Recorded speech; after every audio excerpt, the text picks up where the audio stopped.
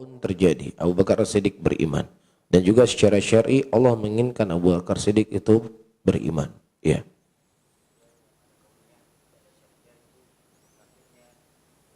Taib, kafirnya Fir'aun. Secara kauni terjadi. Fir'aun itu kafir.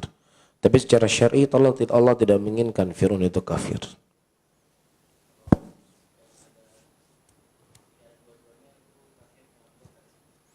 Taib, kafirnya Abu Bakar As-Siddiq. Secara kauni tidak ada. Abu Bakar As-Siddiq tidak kafir. Secara kauni Abu Bakar As-Siddiq beriman. Dan juga secara syar'i Allah tidak menginginkan Abu Bakar As-Siddiq itu apa? Kafir. Taib.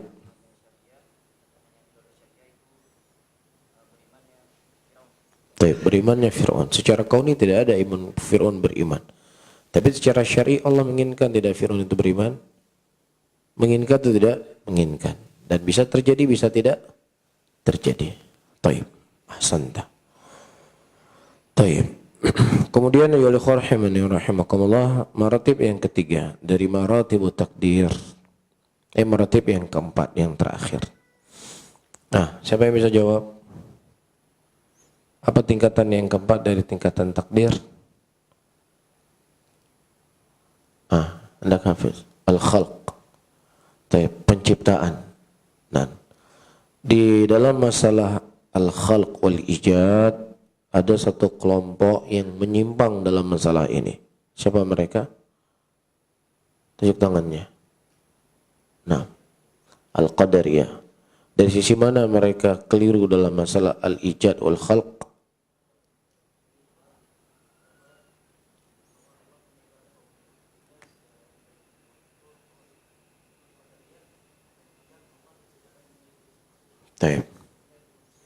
Nah, pembahasan kita dalam masalah maratibut takdir al-khalqul ijad bukan pembahasan apakah Allah itu maha pencipta ataukah tidak, bukan. Kita sedang membahas amalan af'alul ibad, perbuatan seorang hamba. Perbuatan seorang hamba itu ada yang baik, ada yang jelek. Ya, Ahlussunnah meyakini bahwasanya segala sesuatu apa yang ada di muka bumi ini merupakan ciptaan Allah. Wallahu khalaqakum wa ma ta'malun. Allah Subhanahu wa taala yang menciptakan kalian dan menciptakan apa yang kalian amalkan. Apakah itu kebaikan ataukah kejelekan? Sehingga orang Qadariyah mereka mengatakan, ya tidak mungkin Allah Subhanahu wa taala menciptakan kita, menghadirkan kita di muka bumi ini. Kemudian Allah Subhanahu wa taala menciptakan juga kekufuran dan kefasikan, kemaksiatan yang kita lakukan. Kemudian kita dilempar ke dalam neraka. Ini kan menunjukkan Allah itu zalim dan Allah itu tidak zalim, kata Qadariyah. Maka apa? Perbuatan kebaikan diciptakan oleh manusia, oleh Allah. Adapun perbuatan kejelekan, makhluk itu sendiri yang menciptakannya. Maka inilah keliru, salah. Baik dan jelek itu semua adalah ciptaan Allah Rabbul Alamin. Wallahu khalaqakum wa ma ta'malun. Allah Subhanahu wa taala yang menciptakan kalian dan menciptakan apa yang kalian amalkan. Ya, nanti kita akan baca apa yang ditanya pada pertemuan yang lalu. Apakah doa itu bisa mengubah takdir ataukah tidak? Ya, di sini ada faedah disebutkan oleh Syekh Al-Allamah Ibnu Baz rahimahullahu taala. Disinilah kekeliruan orang Qadariyah. Mereka mengatakan perbuatan baik itu ciptaan Allah, perbuatan jelek itu ciptaan makhluk itu sendiri. Ya, makanya di sini menjadi pegangan oleh para ulama mengatakan bahwasanya Al-Qadariyah majusi hadil ummah. Qadariyah inilah majusi umat ini. Karena majusi mereka menetapkan ada duanya Tuhan. Tuhan cahaya dan Tuhan kegelapan. Tuhan cahaya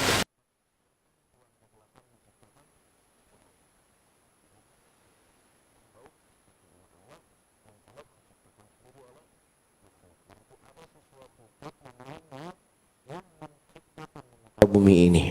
Sementara apa? Keyakinan kita tidak ada satupun yang menciptakan kecuali hanya Allah. Apakah menciptakan kebaikan ataukah menciptakan kejelekan? Nah, soal yang terakhir, kalau seandainya memang itu adalah perkara yang jelek dan Allah tidak mencintai kejelekan, kenapa Allah menciptakan kejelekan tersebut? Siapa yang bisa jawab?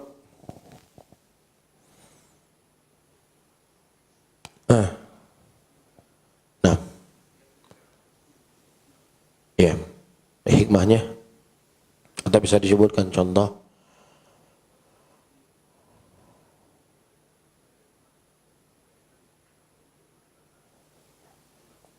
Taib.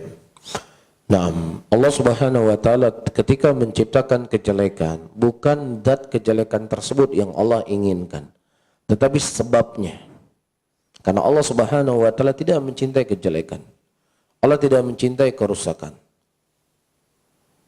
Ya. Allah sebutkan dalam ayatnya, "Wala tamshu fil ardi maraha, wala tufsidu fil ardi ba'da islahiha." Jangan kalian merusak bumi setelah bumi tersebut diperbaiki. Allah enggak suka kerusakan. Ya, namun Allah Subhanahu wa taala menciptakan itu semua sebagai sebab. Para ulama mencontohkan seorang sakit. Nah, ketika dia sakit, apa yang diobati? Dengan apa dia diobati? Dengan suntikan. Obat yang pahit. Ya, banyak pantangan-pantangan yang dia tidak boleh mendekat. Bisa difahami? Sakit nggak suntik? Hah? Obat pahit. Berat nggak untuk kita minum? Sangat berat. Tetapi dampak yang dimunculkan dari obat yang pahit tersebut bisa memberikan kesembuhan kepada kita. Jelas? Bisa memberikan kesembuhan. Memang sakit, suntik itu sakit. Iya, Allah Subhanahu wa taala menciptakan iblis. Di balik ada ciptaan iblis, ada al-wala wal bara di situ. Ada sikap loyalitas dan sikap berlepas diri. Mana sebagai musuh tentaranya Allah, mana tentaranya iblis. Tapi kalau seandainya tidak ada iblis, tidak ada al-wala wal bara. Maka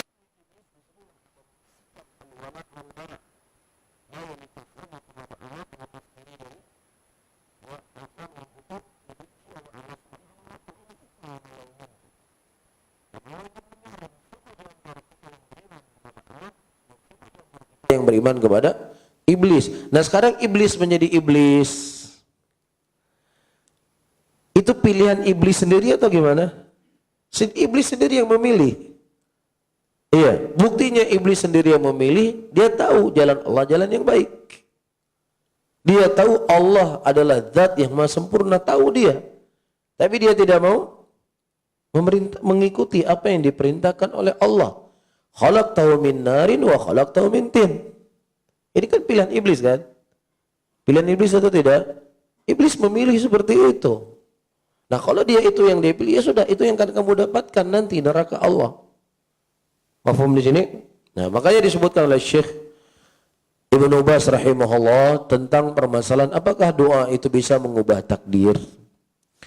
Kata Syekh, falhasil, kesimpulannya, anna hunaka aqdarun mu'allaqah tujad asbabiha wa mu'allaqah 'alaiha.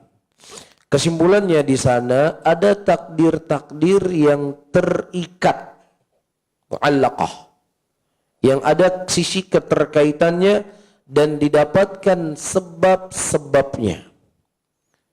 Ya, seseorang misalnya dia ya mendapatkan rezeki dengan dia bekerja. Ya.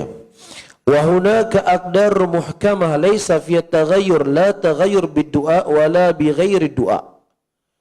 Nah, di sana ada takdir-takdir yang muhkamah, yang sudah tertetapkan. Yang tidak ada perubahan padanya. Tidak berubah dikarenakan doa dan juga tidak tanpa doa. Seperti syaqawah, orang yang akan celaka ataukah orang yang akan sukses. Wal ajal, kematian. Ya, atau yang semisal dengannya, ini sesuatu yang sudah ditetapkan oleh Allah. Orang yang akan ditetapkan oleh Allah masuk neraka, dia pasti akan masuk neraka. Allah tetapkan dia masuk ke dalam surga, dia pasti masuk dalam surga. Kan begitu? Ya, dan saya sudah menyinggung pada pertemuan yang lalu, takdir itu diimani. Iya, kalau seandainya di antara kita semua di sini tahu akhir dari perjalanan kita adalah neraka, ngapain antum ikut pengajian di sini? Ya kan? Ya mendingan di diskotik, ngapain-ngapainlah di sana. Masalahnya kita semua sekarang nggak tahu apa ujung akhir amalan kita, baik atau jelek. Nah, ketika kita tidak tahu, Allah Subhanahu wa taala dan Rasulnya telah memberikan jalan kepada kita. Kalau kamu berbuat baik, ini akan kamu dapatkan. Kalau kamu berbuat jelek, ini akan kamu dapatkan. Itu yang kita tahu sekarang kan. Nah, ketika itu yang kita tahu, itulah yang kita jalani. Mafhum di sini? Jadi kalau seandainya kita sudah ditetapkan oleh Allah masuk neraka, Allah telah tetapkan kita masuk surga, yang ngapain lagi kita beramal? Memang betul. Cuman masalahnya kita nggak tahu. Kita nggak tahu berada dalam neraka atau tidak tahu berada dalam surga. Cuman yang ada di hadapan kita, saya ulangi kembali, Allah Subhanahu wa taala dan Rasulnya telah menentukan jalan-jalan kebaikan. Dan kita diperintahkan untuk mengikuti jalan kebaikan tersebut. Allah dan Rasulnya juga telah menerangkan kepada kita jalan-jalan kejelekan. Dan kita diperintahkan untuk menjauhi dari kejelekan tersebut. Ya sudah, itu yang muhkam buat kita. Itu sekarang yang kita fahami. Yang bisa kita jalani. Mafhum? Baik. Kemudian, ayyuhal ikhwah rahimani wa rahimakumullah. Wa dhahaba ba'du ahli ilmi ila anna kulla syai'in yumkin taghayyuruhu. Ya, dan sebagian ulama mereka berpendapat segala sesuatu itu mungkin saja terjadi. Seseorang yang mungkin ditakdirkan begini, dia bisa saja berubah. Ditakdir, tercatat. Ya, misalnya dia ditakdirkan begini, bisa saja dia berubah menjadi begini. Ada pendapat sebagian para ulama demikian. Apa dalilnya mereka? Mereka berdalil dengan surat Ar-Ra'd ayat 39. Allah mengatakan yamhullahu ma yasha wa yuthbitu wa indahu ummul.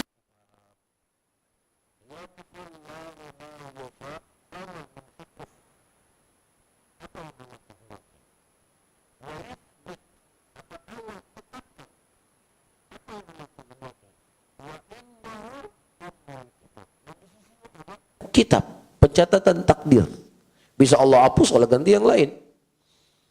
Ya, ini dalil digunakan oleh sebagian para ulama yang takdir itu bisa berubah. Ya. Wa anna Allah jalla wa ala amara biddu'a. Allah Subhanahu wa taala memerintahkan kita berdoa. Wa syuriyal asbab, dan disyariatkan kepada kita melakukan sebab. Wa allaqa ma yasha ala ma yasha subhanahu.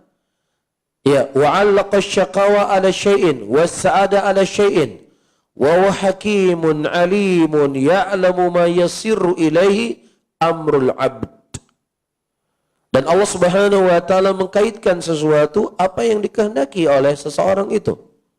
Ya, 'allaqa asy-syaqawa 'ala syai'. Allah Subhanahu wa taala mengkaitkan syaqawah, kecelakaan dengan sesuatu. Jadi kalau kamu melakukan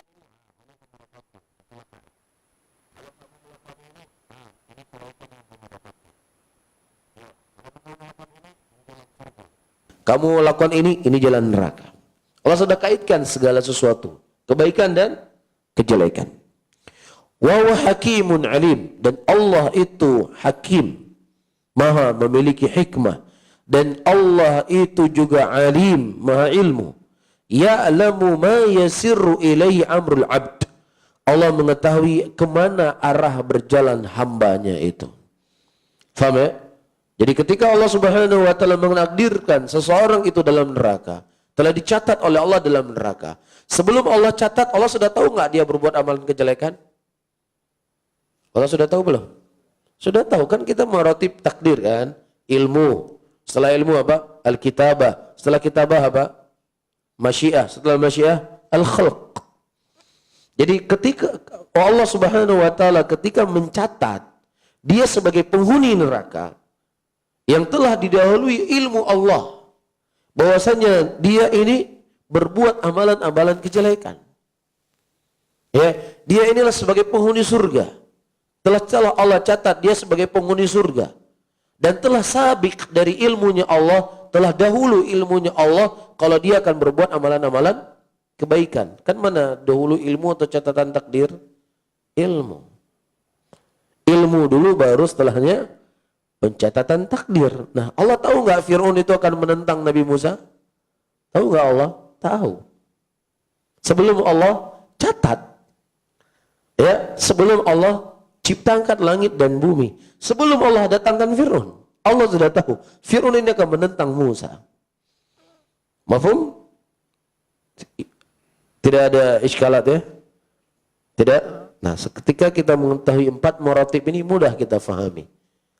Ya, kok bisa dia masuk neraka? Masalahnya Allah tahu. Ya, ilmu yang ada di sisi Allah sudah tahu di sisi Allah, dia ini akan durhaka kepada Allah. Paham ya? Baik. Kemudian ayyuhal ikhwah rahimani wa rahimakumullah, disebutkan juga oleh Syekh di sini, fa idza ijtahada fi ta'atillah wa sa'ala rabbahu min asy-syaqawah ila as-sa'adah anna hadha qad yaqa wa yumkin al-qadar laysa muhtaman bal mu'allaq. Fayarwi an ba'di salaf an Umar aidan annahu kana yaqul Allahumma in kunta katabtani syaqiyan faktubni sa'idan. Hadza qalahu jama'atun min ahli ilmi. Jadi ketika seseorang dia bersemangat dalam ketaatan dan dia meminta kepada Allah Subhanahu wa taala dari kejelekan kepada kebaikan. Dan ini bisa saja terjadi. Faham? Allah mencatat dia sebagai orang yang celaka dengan doa dan ketaatan yang dia lakukan, dia menjadi hal yang menjadi sa'adah, menjadi orang yang selamat. Ya, wa yakunu qadar laysa muhtaman bal mu'allaq. Jadi takdir di sini pendapat sebagian ulama bukan sesuatu yang sudah pasti tetapi digantung. Apakah dia meminta selamat ataukah tidak? Faham? Baik. Dan diriwayatkan dari sebagian para salaf, diantaranya dari Umar bin Khattab. Waktu itu Umar bin Khattab berdoa, Allahumma in kunta katabtani syaqiyan. Ya Allah, kalau seandainya engkau telah mencatat aku termasuk daripada orang yang celaka, maka catatlah aku dengan ketaatan yang aku lakukan menjadi orang yang selamat. Paham di sini? Jadi maksud daripada pendalilan dari doanya Umar bin Khattab ini, sesuatu yang sudah tercatat A itu bisa berubah menjadi B dengan doa. Faham di sini? Saya ulangi doanya Umar. Allahumma in kunta katabtani syaqiyan faktubni sa'idan.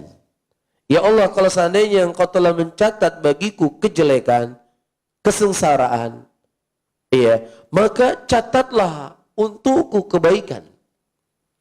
Hadza qalahu jama'atun min ahli ilmi. Ini diucapkan oleh sebagian para ulama. Takdir itu bisa berubah dengan doa.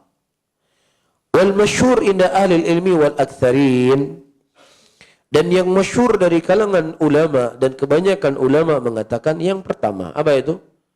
Yang namanya kecelakaan, kesuksesan, amrun muhtaman. Sesuatu yang sudah muhkam, tidak bisa diubah-ubah. Sudah dicatat di sisi Allah Subhanahu wa ta'ala. Tidak berubah. Apa yang ada di Lauhul Mahfuz. Faham? Ya. Wa anna syaqawah was sa'adah wal ajal mafrughun minha.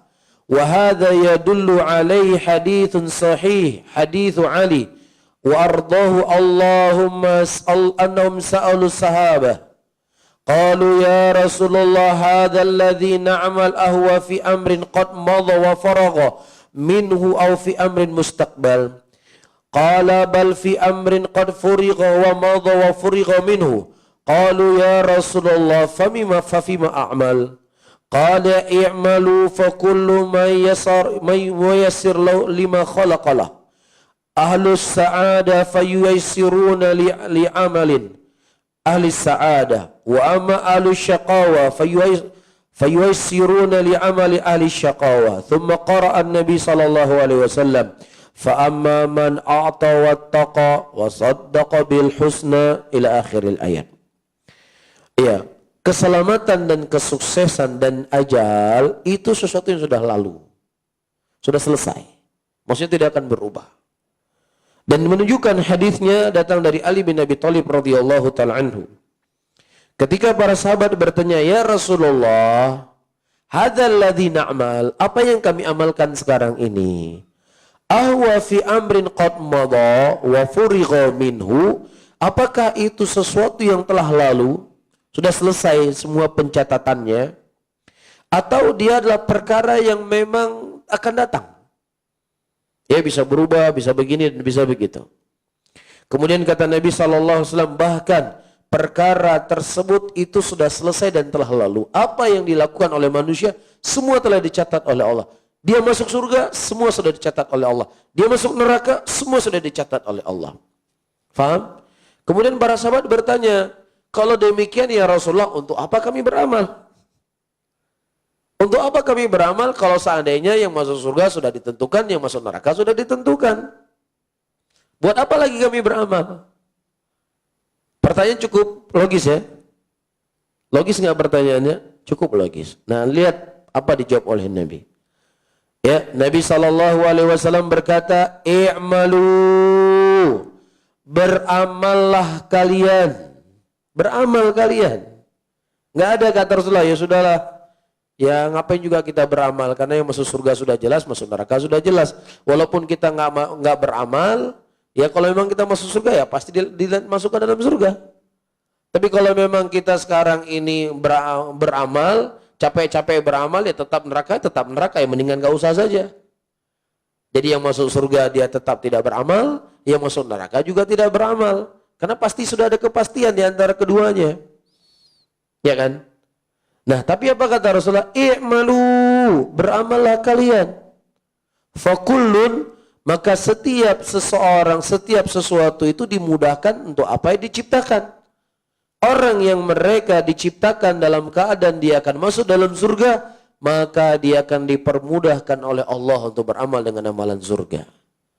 Adapun orang-orang yang mereka ya dicatat sebagai orang-orang yang akan celaka dan dibinasa, Allah Subhanahu wa taala akan memudahkan bagi dia untuk melakukan amalan-amalan kejelekan tersebut.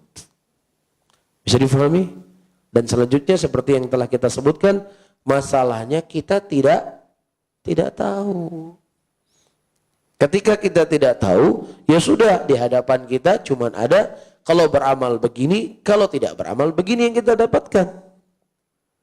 Jelas ya dalam masalah takdir ini? Mafhum? Dan cukup apa yang kita jelaskan ini, jangan antum terlalu banyak berpikir macam-macam. Pasti akan banyak soalat-soalat di belakang itu semuanya. Itu membuat kita apa? Semakin pusing. Makanya para ulama mengatakan takdir itu diimani. Apalagi dicari-cari, jangan dicari-cari. Bingung sendiri kita nanti. Bingung sendiri. Makanya para ulama mengatakan jangan terlalu mendalam-dalami masalah takdir.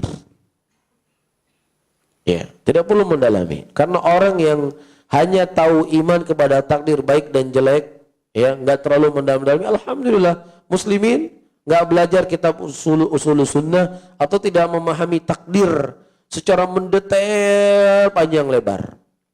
Ya, kalau kita tanya, kenapa kamu beramal? Ya, saya beramal berusaha supaya masuk surga. Kan begitu kan? Ini sudah tanda kebaikan atau belum? Ini sudah tanda kebaikan.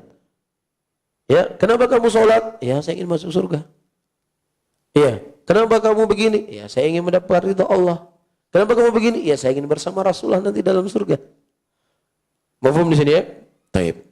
Allah menyebutkan ayat yang digunakan dijadikan dalil oleh Rasulullah, surat Al-Lail ayat ke-5 sampai ayat ke-10. Ya, fa'amma man a'ta wattaqa, dan siapa yang seseorang diberikan dan memiliki rasa takut dan dia membenarkan al-husna, maka dia akan dimudahkan dengan kemudahan. Faham di sini ya? Dan seterusnya. Nah, Allahu taala alam bisawab. Sampai sini bisa difahami masalah takdir? Dan Syekh menyebutkan di sini takdir masih sangat panjang sekali. Sepertinya saya tidak membaca ya karena terlalu panjang, dan apa yang kita sebutkan al-kifayah saya rasa sudah cukup mengenai permasalahan takdir. Kemudian ayyuhal ikhwan rahimani wa rahimakumullah, perhatikan baik-baik. Qala al-muallif rahimahullah, ya, dari poin yang ketiga disebutkan di situ ya, wa tasdiq bil ahadits fihi wal imanu biha la yuqal lima wala kaifa. Ada di kitab antum di poin yang ketiga? Ada kan? Dan kita membenarkan semua hadis-hadis yang datang dari Nabi SAW dan kita imani dengannya. Ya, hadis-hadis tentang sifat, hadis-hadis tentang takdir. Ya, tidak perlu untuk kita tanyakan 5. Allah Subhanahu wa taala kenapa menciptakan Fir'aun itu kafir? Kenapa menciptakan Musa itu beriman? Kenapa Allah tidak takdirkan Fir'aun untuk mengikuti ajaran Musa? Kenapa Fir'aun harus mengikuti keinginan dari Haman? Ini nggak perlu ditanya. Faham? Ya, kenapa Abu Thalib sudah begitu yakin dia dengan Islam dan membela agama Rasulullah? Kenapa kemudian dia tidak beriman kepada Rasul? Kenapa nggak ditakdirkan saja dia beriman? Kenapa Allah tidak menakdirkan ibu Rasulullah beriman? Kenapa tidak menakdirkan bapak Rasulullah beriman? Padahal mereka kan orang yang baik. Nah, ini dia. Nggak perlu ditanyakan. Mafhum? Jadi seakan-akan pertanyaan ini kita menentang Allah. Kita ingin mengatur-ngatur Allah. Sementara Allah Rabbul Alamin adalah zat yang maha sempurna. Iya. Disebutkan oleh Syekh di sini, ayyuhal ikhwah, yakni la yuqallima fil af'al. Tidak ditanyakan kenapa pada perbuatan Allah. Ya. Fala yu'tarad 'ala Allah fi af'alihi wa yuqal. Tidaklah seseorang itu menentang kepada Allah dari perbuatan-perbuatan Allah dengan dia bertanya, lima fa'ala kada? Kenapa Allah melakukan ini? Kenapa Allah mengkafirkan Fir'aun? Kenapa Allah ciptakan Musa dalam keadaan beriman? Kenapa tidak juga Fir'aun juga beriman? Padahal dia sudah menjaga Musa dari kecilnya.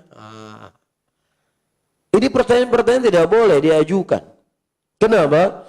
Allah mengatakan dalam Al-Quran, la yus'alu amma yaf'alu wa hum yus'alun. Dalam surat Al-Anbiya ayat 23. La yus'alu amma yaf'alu. Tidak ditanya apa yang dilakukan oleh Allah. Tetapi merekalah yang ditanya, kita yang ditanya. Karena kita ini memiliki kekurangan. Kenapa kamu berzina? Kenapa kamu main judi? Kenapa kamu makan riba? Kenapa kamu berbuat bid'ah? Kenapa kamu mencuri? Kenapa kamu berbohong? Kenapa kamu menipu? Boleh nggak ditanya kepada kita? Boleh, karena kita tersandarkan dari sesuatu yang memiliki kekurangan. Adapun Allah adalah zat yang sempurna tidak ditanya kenapa begini, kenapa begitu. Ya, dalam tabiat, dalam keseharian kita saja, ya, sesuatu yang sudah dikenal kesempurnaannya, kesempurnaan pada makhluk. Kan begitu kan? Kesempurnaan pada makhluk. Misalnya Jepang mengeluarkan mobil terbaru. Mobil terbaru dia keluarkan. Pernah nggak orang bertanya, ini kayaknya banyak orang cocok, seharusnya banyak kayak gini. Hampir nggak ada kan? Dia pasrah. Pasti dia akan mengatakan Jepang sebelum dia mengeluarkan mobil, dia sudah buat riset. Riset sudah dia buat. Banyak sekian ringnya. Hampir tidak ada yang protes. Hampir nggak ada yang protes. Kenapa? Karena sudah keyakinan dia Jepang itu memang ahli dalam buat mobil. Lah kalau seandainya manusia yang ahli Anda tidak protes, kenapa zat yang maha sempurna Anda bertanya ini, bertanya itu? Bisa difahami? Jelas ayyuhal ikhwah? Nah. Fallahu ta'ala la yus'alu amma yaf'al. Allah Subhanahu wa taala tidak ditanya apa yang Allah lakukan. Likamali hikmatihi. Dikarenakan sempurnanya hikmahnya Allah. La kama yaqulu Jabariyah, sebagaimana tidak dikatakan oleh Jabariyah, innallaha yaf'alu biqadrati wal masyi'al mahdha biduni hikmatin wala sababin wala illatin fa'anqaru hikmatallah wa qalu innallaha yaf'alu bi iradatil mahdha wa laysa lahu hikmah hadha batilun li'annahu yulzam minhu anna al-irada wal masyi'ah tukhbat khabatun ashawa fatujma' bainal mukhtalifat wa tafarruqu bainal mutamaththilat wa hadha min abtalul batil wal asyairah wal jahmiyah jabariyah ankaru hikmatallah wa qalu innallaha yaf'alu bi iradatin faqat. Perhatikan baik-baik. Apa ucapan Jabariyah? Perhatikan baik-baik ya. Sesungguhnya Allah, ini ucapan Jabariyah ya. Apa itu keyakinan Jabariyah? Jabariyah punya keyakinan bahwasannya kita ini terdipaksa oleh Allah Subhanahu wa taala dari perbuatan kita. Jadi kalau seandainya dia itu seorang pelacur, itu sudah paksaan Allah. Dia nggak bisa mengubah dirinya. Kalau dia sebagai seorang musyrik, maka itulah Allah telah takdirkan kepadanya, dia telah dipaksa, tidak ada pilihan baginya. Jadi orang yang sedang melacur hari ini, itulah bentuk ibadah dia kepada Allah untuk menerima takdir dari Allah dengan pelacur tersebut. Ini pemikiran siapa? Jabariyah. Ini keliru, ini salah. Karena manusia itu memiliki keinginan. Manusia punya keinginan atau tidak? Manusia punya ikhtiar atau tidak? Manusia punya ikhtiar. Di antara dalil yang menunjukkan manusia punya ikhtiar, wa ma tasyauna illa ayyasha Allah. Wa ma tasyauna illa ayyasha Allah, ya. Tidak ada sesuatu yang kalian inginkan, berarti kita punya keinginan atau tidak? Tetapi keinginan Allah di atas keinginan kita. Kita punya keinginan. Kan sering diucapkan manusia boleh berencana. Tetapi apa? Yang menentukan Allah. Betul nggak ucapan ini? Betul. Manusia boleh berencana, berarti manusia punya keinginan. Tetapi yang menentukan siapa? Allah. Nah, Jabariyah mengatakan enggak ada itu. Jadi setiap orang yang telah ditakdirkan oleh Allah, Allah telah paksa dia. Jadi dari konsekuensi pelaziman dari ucapan Jabariyah, kalau ada orang yang berzina, kita nggak boleh mengingkarinya. Kenapa? Karena dia sedang menjalani takdir yang Allah takdirkan kepadanya. Ya, kalau seandainya ada orang yang mencuri, kita nggak boleh salahkan. Kenapa? Karena dia sedang beribadah kepada Allah, menjalani takdir yang telah Allah paksakan kepada dia. Faham ya? Makanya seperti kisah yang kita sebutkan pada pertemuan yang lalu, ketika ada orang yang dia mencuri, Umar bin Khattab hendak melakukan hukum had kepadanya. Ya Umar, apa yang saya lakukan ini sudah takdir Allah. Apakah kamu ingin menolak takdir Allah? Ini sudah takdir Allah. Jadi ibaratnya kenapa kamu harus menghukumi saya? Apa kata Umar? Hah? Saya menegakkan hukum kepadamu juga takdir dari Allah. Karena semua yang terjadi di muka bumi ini tidak lepas dari apa yang telah Allah tetapkan. Bisa difahami di sini ya? Nah, dalam masalah ini Al-Jabariyah mengatakan sesungguhnya Allah melakukan sesuatu dengan takdirnya. Dan itu merupakan keinginan Allah semata-mata. Tanpa ada hikmah, tanpa ada sebab. Paham? Tanpa ada sebab. Iya. Nah sekarang ketika orang dia mencuri, ataukah dia berzina, itu memang adalah kehendaknya Allah semata-mata yang intinya tidak punya pilihan buat manusia. Ini kan keliru. Kenapa seorang berzina hari ini? Banyak sebabnya. Dia melihat wanita yang bukan mahramnya, dia berdua-duaan dengan perempuan yang bukan mahramnya. Iya, atau dia melihat sesuatu yang halal dia lihat dari film-film sehingga menaikkan ghirahnya. Ini kan sebab-sebab. Sehingga terjatuhlah dalam zina. Atau berteman dengan para penzina. Ya enggak? Ini kan ada sebab-sebabnya. Dan sebab-sebab ini semuanya telah dilarang oleh Allah untuk kita dekati. Kan begitu? Dan qulil mu'minin, katakanlah kepada mu'minin untuk menundukkan pandangan-pandangan mereka. Iya, ini salah satu sebab agar kita tidak terjatuh kepada zina. Ya ma'syarul syabab, man istata'a minkum alba'a falyatazawwaj. Wahai para pemuda, kalau seandainya engkau sudah memiliki mu'nah, nafkah untuk menafkahi dari calon istrimu, maka nikahlah.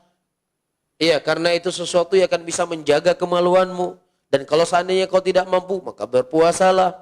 Ada nggak sebab-sebab yang Allah sampaikan atau Rasulullah sampaikan? Hal-hal yang bisa membuat orang itu terjauhkan dari zina. Hah? Ada. Jadi ketika dia melakukan perbuatan zina, dia sendiri yang memilih untuk berzina. Kan sebagaimana hadis yang disampaikan tadi.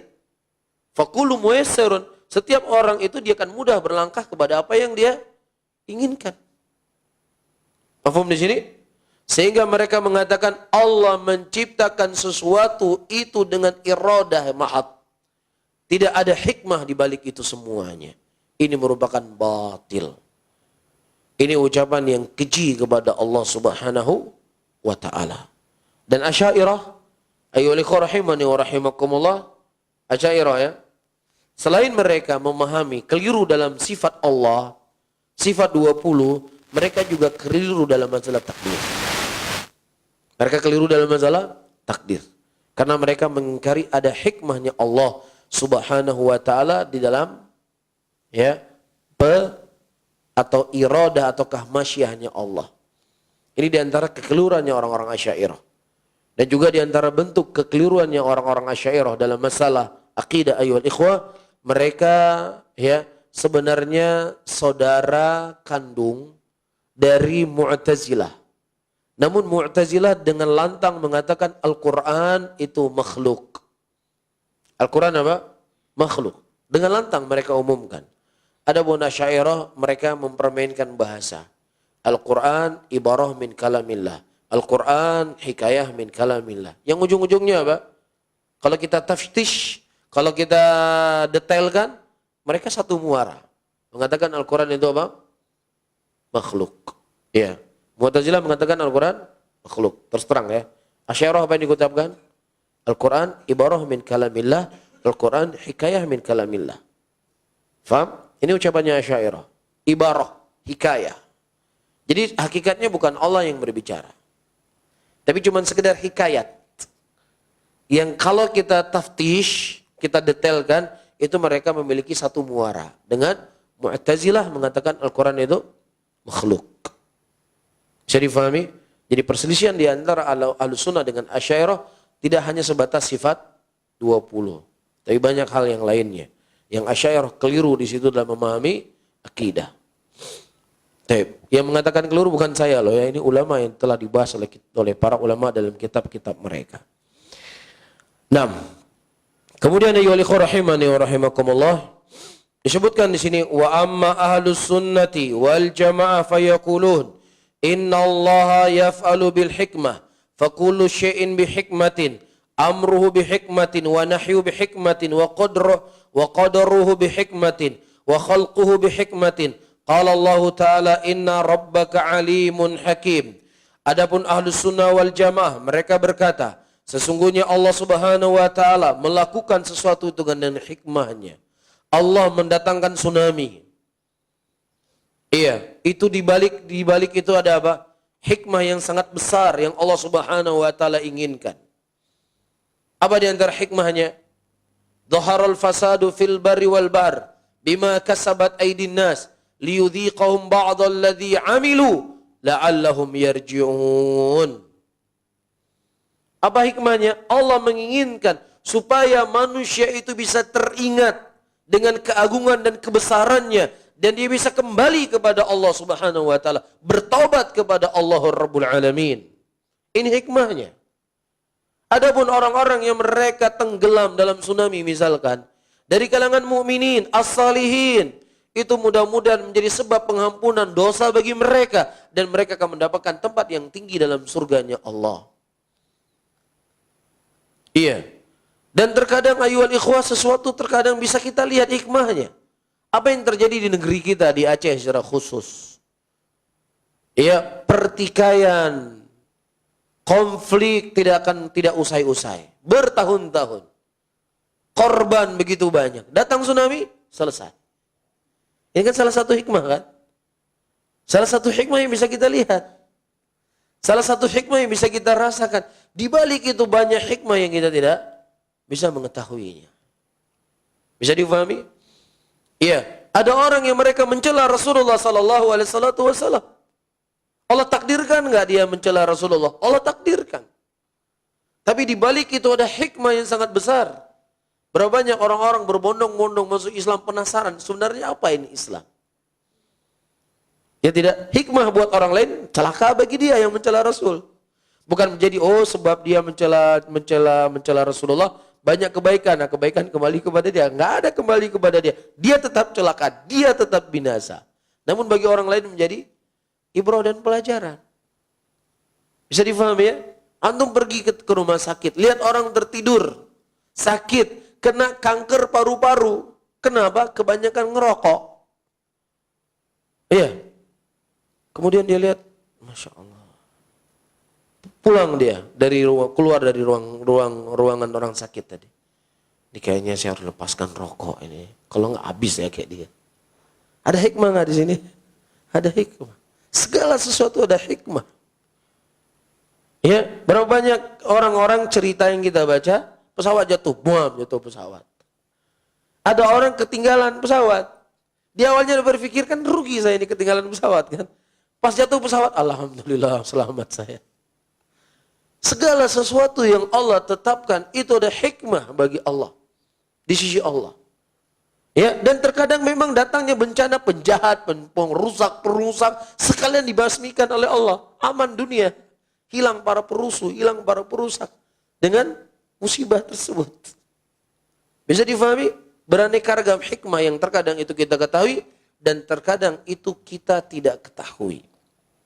Mafhum ya? Jadi perintah Allah ada hikmah dalamnya. Larangan Allah ada hikmah dalamnya. Takdir yang telah ditakdirkan oleh Allah ada hikmah dalamnya. Penciptaan juga ada hikmah. Kenapa Allah ciptakan binatang buas? Kenapa Allah ciptakan harimau? Kalau kita melihat secara mendalam, ayyuhal ikhwah rahimani wa rahimakumullah, pasti kita akan mendapatkan hikmah di balik itu semuanya. Ya, orang yang meneliti perbinatangan, pasti dia akan lihat kenapa ada harimau, apa fungsinya harimau. Ya, pasti ada hikmah di situ. Ya, bahkan Al-Imam Ibnul Qayyim rahimahullah menyebutkan dalam kitab Miftah Dari Sa'adah. Beliau menyebutkan bagaimana hikmah di antara penciptaan makhluk, ciptaan manusia. Dari ujung rambut sampai ke ujung kaki. Atau secara umumnya. Kenapa Allah ciptakan dua mata? Di sini. Ya, kenapa Allah ciptakan dua telinga di sini? Kenapa ciptakan hidung di sini? Dengan dua lubang. Dijelaskan semua oleh Al-Imam Ibnul Qayyim hikmah-hikmahnya. Mohon maaf ya. Kenapa Allah ciptakan kemaluan laki-laki disebutkan oleh Ibnul Qayyim. Kenapa diciptakan kemaluan laki-laki memanjang? Kenapa diciptakan kemaluan perempuan demikian? Dijelaskan secara hikmah. Nah kita kan yang punya ilmu cetek seperti ini kan nggak ngerti. Ya biasalah hidung kayak gini, mata kayak gini biasa. Tapi ulama itu memandang sesuatu dengan pandangan yang sangat luar biasa. Disitulah kita bisa mengetahui bagaimana agungnya ciptaan Allah dengan hikmahnya. Ya, antum bisa bayangkan sendiri saja kalau mata kita di sini gimana jadinya kira-kira. Di sini mata nih, kalau lihat nih. Kalau hujan harus pakai tutup mata. Iya enggak? Tapi Allah menciptakan luar biasa di hadapan kita. Ya, dengan mahasin yang indah. Iya, dengan dua mata yang selaras enggak? Mata di sini, hidung di sini selaras enggak? Sangat selaras. Iya, saya mendengar informasi, wallahu alam benar atau tidak. Kalau seandainya fungsi mata ini dibuat kayak mesin, itu mungkin semasjid ini nggak muat mesinnya. Nggak muat mesinnya. Iya, betul. Betul ya? Atau dibuat misalnya penciuman, dibuat pakai mesin nggak muat. Tapi subhanallah, Allah subhanahu wa ta'ala menciptakan sesuatu dengan sedikit kecil tapi memiliki fungsi yang begitu besar. Allah menciptakan satu saluran. Di situ keluar kencing. Ya. Di situ seseorang bisa menikmati kenikmatan dia berhubungan badan dengan istrinya. Dari satu saluran, keluar kencing di situ, semua di situ. Ya enggak? Begitu juga wanita. Ya, dari satu saluran ada darah haid keluar di situ, ada darah nifas keluar di situ, ada darah istihadhah keluar di situ. Warnanya beda-beda. Tapi satu saluran bisa keluar anak di situ, masya Allah. Kan luar biasa. Ini sekarang manusia kalau membuat rumah ada saluran gas, saluran air, saluran PDAM, saluran air minum, saluran apalagi saluran macam-macam. Kira-kira berapa keran di rumahnya? Saluran gas sendiri, saluran air sendiri, saluran udara sendiri. Kan masing-masing saluran ada pipa-pipanya, ada keran-kerannya kan? Tapi subhanallah Allah menciptakan satu saluran beraneka ragam fungsinya di situ. Ini semuanya apa? Menunjukkan Allah itu maha sempurna. Iya, di balik itu ada hikmah balighah yang terkadang tidak sampai akal kita memahaminya. Nah, antum bisa bayangkan kalau seandainya perempuan Ya, itu masing-masing punya saluran masing-masing gimana? Coba bayangin antum. Darah haid ada saluran sendiri, darah nifas saluran sendiri, darah istihadah saluran sendiri, punya anak punya jalur sendiri, perutnya kira-kira sebesar mana? Tapi subhanallah. Ya, di sini menunjukkan kesempurnaan dan keagungan Allah Rabbul Alamin. Dan antum bisa membaca, disebutkan dalam Ibnu Qayyim dalam Miftah dari Sa'adah. Kenapa Allah menciptakan begini, ada hikmahnya semuanya. Maka disebut oleh Syekh di sini apa? Wa khalquhu bihikmatin. Ciptaan Allah itu ada hikmahnya. Semua. Kenapa ada semut, kenapa ada cacing, semua ada hikmah di situ. Gak ada yang sia-sia yang diciptakan oleh Allah. Ma khalaqta hadza batila. Tidak ada sesuatu yang kau ciptakan ya Allah sia-sia, nggak ada. Semua yang ada di muka bumi ini ada manfaatnya. Terkadang kitanya yang tidak sampai akal kita ke situ. Apapun ada manfaatnya. Kotoran sesuatu yang paling menjijikkan ada manfaat nggak? Hah? Orang nggak bisa buang kotoran, kadang harus ke Amerika operasi by TBE. Subhanallah. Semuanya ada hikmah. Ya semua ada hikmah apa yang Allah Subhanahu wa taala ciptakan. Baik. Kemudian ayyuhal ikhwah rahimani wa rahimakumullah. Allah mengatakan inna rabbaka alimun hakim. Sesungguhnya Allah itu Rabb kamu maha ilmu dan maha hikmah. Fala yuqallima. Oleh karena itu enggak perlu kita tanya kenapa. Wala yus'al amma yaf'alu. Tidak ditanya apa yang dilakukan oleh Allah. Li'annahu hakimun. Karena Allah itu hakim. Maha memiliki hikmah. Wala yuqal kaifa fis sifat. Demikian juga tidak boleh kita tanya pada sifat Allah. Bagaimana? Allah turun ke langit dunia. Bagaimana Allah turun ke langit dunia?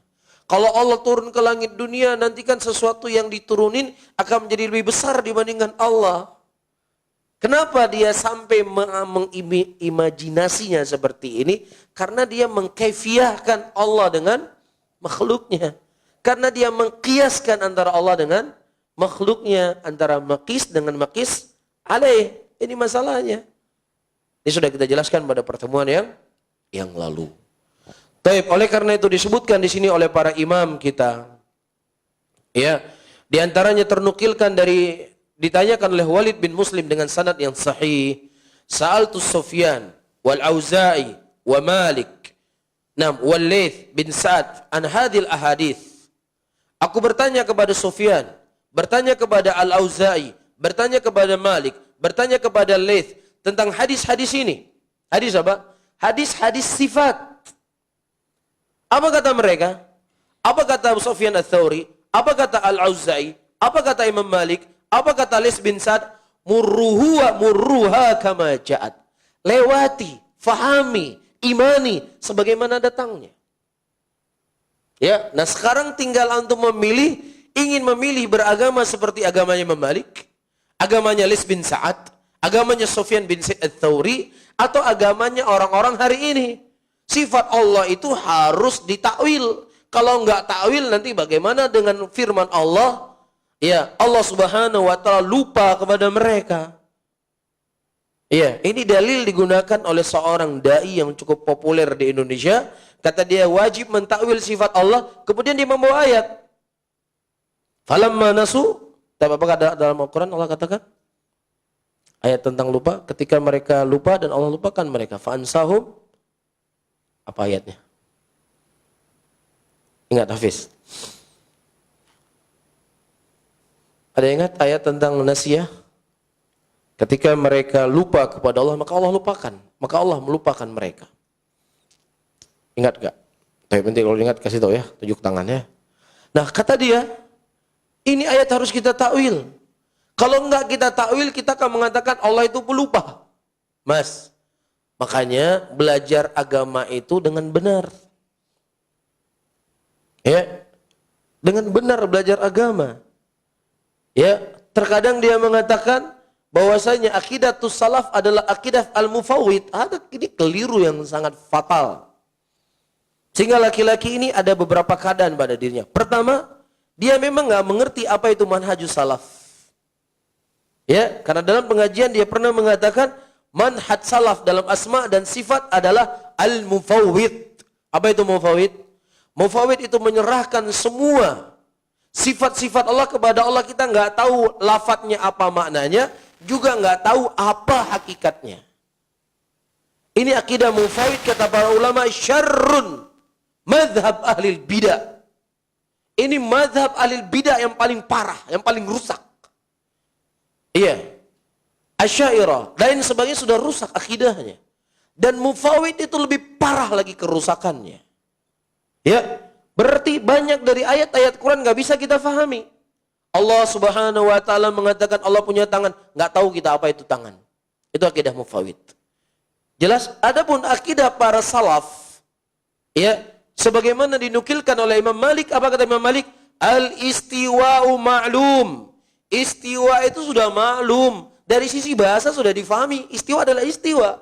Yang majhul buat kita apa? Bagaimananya yang majhul. Tapi dia mengatakan apa? Kalau mufawwid apa kata mereka? Hah? Dari sisi bahasa juga nggak majhul buat kita. Tangan majhul. Allah beristiwa majhul, nggak tahu kita apa itu istiwa secara bahasa. Keliru nggak ini? Keliru kan? Ahlussunnah mengatakan dari sisi bahasa sesuatu yang dimaklumi. Yang tidak dimaklumi itu apa? Kaifiyahnya. Itu yang tidak dimaklumi. Faham di sini? Atau kedua, laki-laki ini faham dengan akidah Ahlussunnah, tetapi dia ingin membuat talbis di tengah-tengah muslimin agar supaya bisa mengumpulkan manusia sebanyak-banyaknya dan dia tidak dianggap sebagai orang yang menyelisih mayoritas masyarakat. Karena masyarakat kita di Indonesia mayoritasnya apa? Asy'ariyah yang mentakwil sifat. Jadi kalau seandainya saya berpegang dengan akidah Ahlussunnah, bisa-bisa follower saya bisa hilang setengahnya. Iya. Jadi di antara yang paling baiknya buat dia adalah pahit. Bisa dia nggak paham manhaj salaf, atau dia paham manhaj salaf yang membuat talbis di tengah-tengah muslimin. Jadi perkara yang nggak bisa dipermain-mainkan ayol ikhwah. Ini bukan masalah sepele. Ini bukan masalah yang mudah. Para ulama kita dipenjara, disiksa, bahkan dibunuh untuk menegakkan akidah ini. Lah gimana kemudian kita mengatakan ini perkara yang biasa? Yang nggak biasa itu apa? Apa yang nggak biasa menurut hizbiyin? 2 periode lanjut. Itu nggak biasa buat mereka. Oh, itu fatal itu. Seakan-akan menyelisih 30 juz Al-Quran. Seakan-akan menyelisih daripada dakwah Rasulullah selama 23 tahun. Kalau mengatakan apa? Lanjut 2 periode. Ini fatal ini, bahaya sekali ini. Tapi kalau mau mengatakan akidah salaf mufawwid, enggak masalah. Ya akhi, jangan saling mencela, jangan saling menyalahkan. Na'udzubillah. Ada khain, ini pengkhianat kepada Islam itu sendiri. Tidak tegak Islam ini kecuali dengan akidah. Dan para ulama kita tegakkan akidah dalam kehidupan mereka. Siapapun di hadapan mereka, mereka jelaskan apa itu akidah Ahlussunnah. Bisa difahami ya ikhwah? Jelas ya? Dan nasya itu dalam bahasa Arab itu artinya adalah tark, meninggalkan. Meninggalkan. Sekarang misalnya, saya sudah lupa dengan Allah. Maksudnya dia dengan maksiat dia lakukan, dia lupa dengan Allah. Lupa dia dengan Allah maksudnya apa? Dia meninggalkan ketaatan kepada Allah. Tapi dia lupa nggak kalau Allah yang menciptakan dia? Tahu nggak dia Allah menciptakan dia? Tahu nggak? Tahu nggak? Orang yang mabuk, judi, berzina hari ini, tahu nggak kalau Allah itu ada? Tahu, tetapi kenapa dia melupakan Allah? Dia melupakan Allah, yaitu maksudnya dia meninggalkan ketaatan kepada Allah. Bukan dia lupa adanya Allah. Nah begitu juga ketika Anda lupa kepada Allah dengan Anda melakukan ketaatan, meninggalkan ketaatan kepada Allah, Allah juga akan meninggalkan Anda. Allah tidak memberikan bantuan kepada Anda. Allah Subhanahu wa ta'ala tidak menolong Anda. Allah tidak memasukkan Anda ke dalam surga karena Anda lupa kepada Allah. Allah juga lupa kepada Anda. Bukan lupa maksudnya, apa ada nggak hamba saya bernama fulan ya? Bisa difahami karena nasya itu bahas artinya tark, bahasa Arabnya.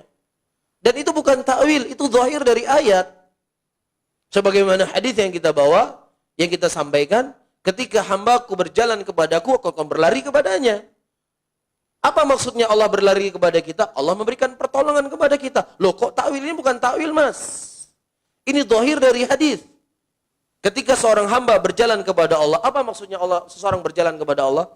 Apakah dia berjalan dari Banda Aceh terus jalan menuju titik satu di sana ada Allah misalnya? Ada enggak? Enggak kan? Dia berjalan kepada Allah maksudnya apa? Dia melakukan ketaatan, dia melakukan kebaikan, dia menjauhi dosa, dia menjauhi maksiat. Ini dhahir hadis atau enggak? Dhahir hadis atau enggak?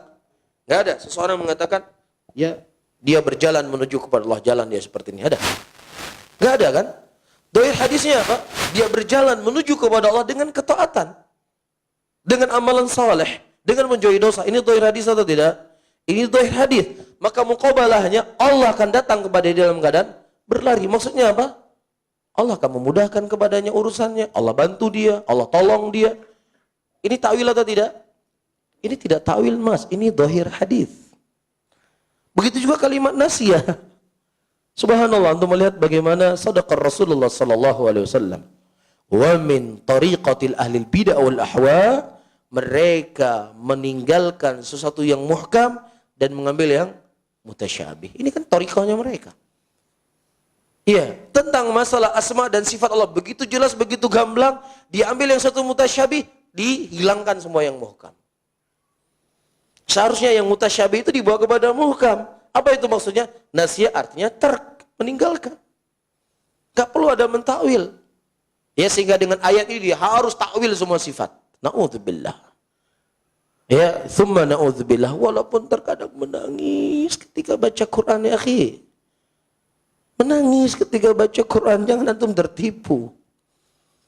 Sufyan bin Sa'id al-Thawri masuk dalam masjid. Melihat seorang khariji sedang sholat. Khusyuk sekali sholatnya. Iya, sudah datang ke masjid di awal waktu. Kemudian Sufyan bin Sa'id al-Thawri mengatakan, A'udzu billahi min khusyu' hadzal nifaq. Aku berlindung kepada Allah dari kekhusyukan nifak laki-laki ini. Beliau ambil sandal pergi cari masjid lain. Hah? Jangan tertipu dengan Masya Allah akhlaknya, lapang dada. Ya akhi, kalau Anda ingin berlapang dada, seharusnya Anda berlapang dada kepada Allah dan Rasulnya. Apa yang telah dijelaskan oleh Allah dalam Al-Quran. Itu ya orang yang berlapang dada. Ini namanya tawadu. Tawadu apa yang datang dari Allah, tawadu apa yang datang dari Rasul. Jadi bagaimana Anda akan bertawadu kepada manusia, kepada yang menciptakan manusia, Anda tidak tawadu.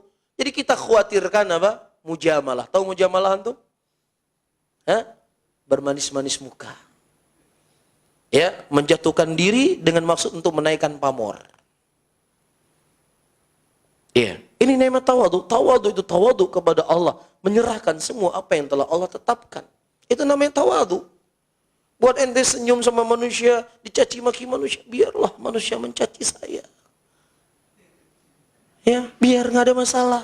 Ya akhi, antum jangan la taqtarun, antum jangan tertipu dengan orang-orang yang seperti ini. Iya. Abdurrahman bin Muljam yang membunuh Ali bin Abi Thalib. Membunuh siapa? Ali bin Abi Thalib. Ketika dia dieksekusi, dipotong tangannya. Nggak bergeming sedikit pun. Dipotong tangan kanannya. Juga nggak bergeming. Terus dia berzikir kepada Allah. La ilaha illallah. Kalau di video orang hari ini luar biasa pengorbanannya. Kan begitu kan? Ada jenazah teroris mati tersenyum saja tersihir banyak orang. Masya Allah tersenyum dia. Ini amalannya betul ini. Ya, dan dijadikan sebuah ceramah loh. Dijadikan oleh sebuah ceramah oleh mereka. Ya, bagaimana seorang yang dianggap sesat oleh salafi itu ternyata matinya tersenyum. Mas, ente tahu nggak hadis Aisyah radhiyallahu taala anha? Kata Aisyah apa? Setelah aku melihat bagaimana sakitnya Nabi Muhammad SAW meninggal, aku tidak pernah merasa cemburu ataukah kagum orang yang mati dalam keadaan tenang. Setelah aku melihat bagaimana sakitnya Rasulullah meninggal, nggak pernah aku merasa cemburu, mau senyum kayak dia, mau bercahaya wajahnya, mau senyum ketika mau meninggal. Nggak pernah aku merasa cemburu, kata Aisyah. Setelah aku melihat bagaimana sakitnya Rasulullah ketika beliau meninggal. Sesuatu itu dengan ilmu mas, bukan dengan perasaan.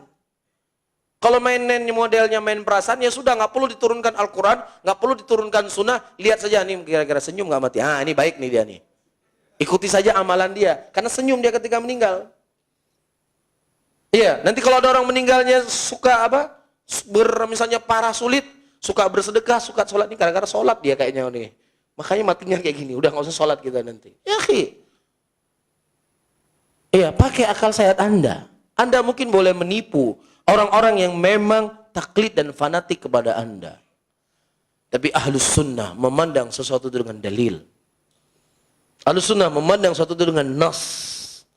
Ahlus sunnah memandang sesuatu dengan apa? Al-Quran dan sunnah. Inilah yang membuat orang apa? Terkadang benci dengan kita. Karena apa? Al-Quran dan sunnah yang berusaha kita pegang dalam kehidupan kita. Sesuatu itu timbangannya ini. Bisa difahami ya? Bisa difahami oleh ikhwah? Jadi jangan tertipu antum. Jangan tertipu. Khawarij yang memerangi Ali bin Abi Thalib, sebagaimana sering kita sampaikan, wajahnya pucat. Kenapa pucat? Banyaknya tidur. Banyaknya puasa, banyaknya ibadah, sedikitnya makan. Pakaiannya biasa, sederhana. Ya, kalau masalah kesederhanaan, kalah Khawarij dengan Ibnu Abbas. Ibnu Abbas pakai pakaian yang indah, pakaian yang bagus. Khawarij pakaiannya seadanya. Apakah benar? Kalau dipandang sama orang awam, wah Abdullah Ibnu Abbas nggak beres nih. Nggak ada waroknya, nggak ada zuhudnya. Ini Khawarij nih, lihat nih, Masya Allah, pucat wajah mereka, saking banyaknya ibadah. Itu kalau dipandang ke orang awam kan begitu kan? Mereka pilih mana kira-kira? Pilih Khawarij atau pilih Abdullah bin Abbas? Khawarij dipilih karena lebih zuhud, lebih banyak ibadahnya. Ya nggak mikirin dunia. Abdullah bin Abbas, dunia yang dia pikir, apa dunia pikir? Pakaiannya terlalu bagus. Ya, hati-hati ayo, hati-hati. Disinilah pentingnya kita belajar akidah. Disinilah kita pentingnya belajar tauhid. Disinilah kita penting belajar kitab-kitab para ulama supaya kita bisa membedakan antara hak dengan batil, bukan dengan perasaan, bukan senyum ketika dia meninggal. Bukan hebatnya dia berretorika dalam berbicara sehingga membuat orang itu menangis terisak-isak. Di zaman dulu ada namanya qusas. Qusas, orang yang memang cerita. Pengajiannya cerita, membuat orang menangis. Apa kata para ulama salaf? Dari antara orang-orang yang tidak boleh kalian mengambil ilmu dari mereka, al-qusas, para pencerita. Nggak boleh ngambil ilmu. Padahal cerita mereka itu memberikan motivasi luar biasa, menangis orang-orang. Mungkin orang hadir di majelis Sufyan Ats-Tsauri nggak pernah nangis. Hadir di majelis Imam Ahmad mungkin nggak pernah nangis. Hadir di majelisnya pada nangis semuanya. Tapi ulama mengatakan jangan ambil ilmu dari mereka. Para qusas ini membuat cerita-cerita, dongeng-dongeng yang membuat orang itu jadi bisa menangis. Bisa difahami? Timbangan kita Al-Quran dan Sunnah di atas akidah as-sahihah. Walaupun nggak pernah ada menangis di majelis, wala di majelis Ustadz Imam misalnya, wala di majelis Ustadz Farhan, wala di majelis Ustadz Azhari, majelis Ustadz Tantowi, nggak ada pernah nangis-nangis kita kok. Tapi kalau saya ngaji sana, ntar nangis saya. Timbangan kita apa? Akidah as-sahihah, Al-Quran dan Sunnatin Nabi Sallallahu Alaihi Wasallam. Wallahu a'lam bishawab. Mungkin ini yang bisa kita sampaikan. Kita belajar besok satu hari lagi ya. Kita baca poin yang keempat. Insya Allah mungkin habis lebaran kita sambung atau sambung ya. Cuman waktunya nanti kita lihat ya. Mudah-mudahan tidak, mudah-mudahan ya baru nih. Mudah-mudahan tidak sering keluar kota. Biar bisa kajian. Tapi bagaimana cara memahami hadis yang bermakna ada seorang yang melakukan amalan penghuni surga tetapi ketika jaraknya hanya sejengkal dari Robnya dia melakukan amalan penghuni neraka dan dia dimasukkan ke dalam neraka. Nah, ayyuhal ikhwah rahimani wa rahimakumullah, Rasulullah menyebutkan inna rajulan ya'mal bi amalin ahlil jannah ma yakun bainahu wa bainahu illa dhira fayasbiqu alal kitab falyamal amalan ahlun nar fayadkhuluha. Ada seorang laki-laki yang dia beramal dengan amalan penghuni surga. Tidak ada di antara dia dengan surganya Allah kecuali apa? Hanya beberapa jengkal saja. Kemudian dia beramal dengan amalan penghuni neraka, Allah celupkan di dalam neraka. Maksudnya apa? Di antara mananya yul ikhwah, ada sesuatu yang tersimpan dalam hatinya. Secara zahir dia beramal dengan amalan penghuni surga. Ya, ibadahnya adalah ibadah penghuni surga. Cuman ada sesuatu penyakit dalam hatinya. Hasadkah namanya? Irikah, dengkikah, riyakah, atau yang semisalnya. Di akhir hayatnya penyakit-penyakit yang tersimpan dalam hati tadi apa? Muncul ke permukaan. Sehingga lebih mendominasi dirinya kejelekan dibandingkan dengan kebaikan. Kemudian Allah celupkan dia dalam neraka, iyadzan billah. Oleh karena itu ayolah ikhwah, kita hendaknya mendidik kita menjadi seorang muslim zahiran wa batinan. Jadi seorang muslim zahirnya itu mukmin, beriman, saleh, dan juga zahirnya batinnya juga harus beriman. Karena Allah Subhanahu wa taala yang Maha mengetahui apa yang ada dalam hati kita. Dan kita khawatirkan sebelum di akhirat, di dunia Allah Subhanahu wa taala nampakkan apa yang tersembunyi dalam hati kita tersebut. Bisa difahami ya? Ini hadis-hadis yang sangat mengkhawatirkan bagi kita semuanya. Kalau seandainya memang amalan hari ini kita lakukan adalah amalan soleh, tapi ketika hati kita tidak bersih, ayo ikhwah, di akhir hayat justru Allah akan menampakkan itu semuanya dan kita mati dalam keadaan su'ul khatimah. Kita berdoa dan memohon kepada Allah agar Allah memberikan kepada kita husnul khatimah, mati dalam keadaan baik, mati dalam keadaan dicintai dan diridhoi oleh Allah Subhanahu wa ta'ala. Wallahu a'lam bissawab. Dan tentunya di antara jalannya ayyuhal ikhwah, ya, kita sebagai orang yang sudah dikenalkan oleh Allah dengan sunnah, di bulan Ramadan ini kita tidaklah seperti kebanyakan saudara-saudara kita muslimin.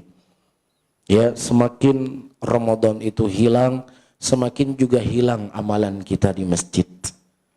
Ya, kita justru ya semakin Ramadan itu akan pergi dari kita, semakin membuat kita sedih. Bagaimana kesedihan tersebut? Semakin kita bersemangat, ya, memacu diri kita untuk mendapatkan yang terbaik, terkhusus di amalan-amalan 10 akhir bulan Ramadan. Ibu-ibu, para umahat yang ingin menyediakan kue, beli kue dari sekarang. Beli kue dari sekarang untuk ki baju hana masalah ki baju bahkan mah. Ki ya beli kue hina mah. Ya, kue enggak usah dibuat repot habis waktu, beli saja. Ya, saya mendengar ceramah Ustaz Syafiq. Nah, ini menunjukkan ya pandangan beliau sangat jauh. Ya, di hari lebaran, di puasa, beli saja makanan. Saudara-saudara kita sudah jualan kue. Biarkan kita bantu mereka. Mereka sudah jualan. Kan begitu. Kita juga tidak terlalu banyak habis waktu. Kan begitu ya ikhwah. Apalagi sudah 10 akhir Ramadan. Ini ibu-ibu buat kue, buat nastar ya. Nastar, betul. Itu kan kecil kue itu, bulat-bulatnya mujum-jum halil. Segini kuenya nih, ada nas lagi dalam. Cuy, habis waktu. Beli sudah. Ya, pergunakan waktu 10 akhir bulan Ramadan dengan ibadah. Kita belum ada jaminan masuk surga. Rasulullah sudah dijamin masuk surga. Begitu fokus dengan 10 akhir Ramadan. Baju hari raya beli hari nanti Ustadz. Kalau dekat Ramadan, biasanya dekat lebaran, biasanya banyak diskon. Diskonnya berapa? 10.000, 20.000. Hah? 20.000 kita mau mengorbankan malam 10 akhir bulan Ramadan? Rugi sekali. Beli apapun kebutuhan lebaran, belanja hari ini. Jangan nanti malam 27 umahat-umahat yang bercadar, ya abi-abi yang berjenggot, pakai celana atas kaki, malam 27 disusui yang di PED. Ngantri di situ. Mauzubillah. Bukan haram, saya nggak mengatakan haram. Masa malam 27 disusui ya gimana coba? Hah? Susu ya malam 27 ngantri panjang situ, beli buah, beli ya khi. Ya, belanja dari sekarang. Ya, supaya kita bisa maksimal masuk 10 akhir bulan Ramadan. Kita harap kita diwafatkan oleh Allah ya dalam keadaan tidak ada dosa yang kita bawa. Itu yang kita ingin cari di dunia ini sebelum kita bertemu dengan Allah. Saya akhiri, Allahumma shalli ala Muhammadin wa ala alihi wa ashabihi wa man tabi'ahum bi ihsanin ila yaumiddin. Wassalamualaikum warahmatullahi wabarakatuh.